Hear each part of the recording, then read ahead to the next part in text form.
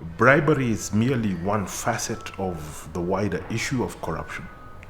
There is a sense in which there's a global exhaustion with the fight against corruption going, it was all excitement throughout the 1990s until the ratification of the United Nations Convention Against Corruption in 2003.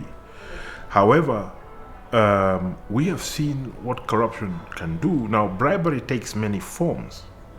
You in the West are now living through, I would argue, the results of formalized corruption on a scale that is unprecedented in human history, that has caused a financial meltdown, that has sucked a huge amount of wealth from your pockets in the West.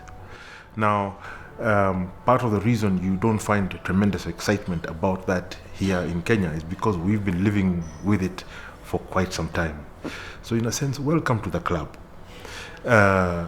Secondly, fighting bribery for NGOs is important.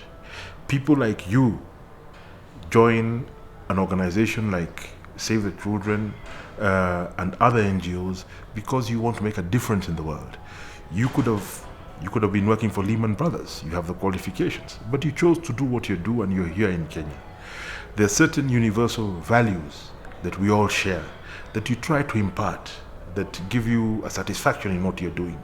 Nothing undermines that more than bribery, because bribery not only distorts policy making and takes resources away from important things like delivery of health and education and other essential elements of development. Bribery impacts most heavily here in the third world on the poor, and especially on women and the less educated.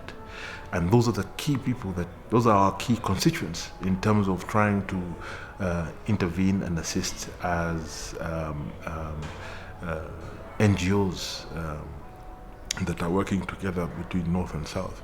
So it's critically important to keep that at the back of your mind, that all the research shows, at least the research that we have done here in Kenya and in East Africa, that the primary impact of bribery at the grassroots, it's women and the less educated. That means it's children. And therefore, if you're not dealing with it, then you could be pouring water into a bucket that is full of holes.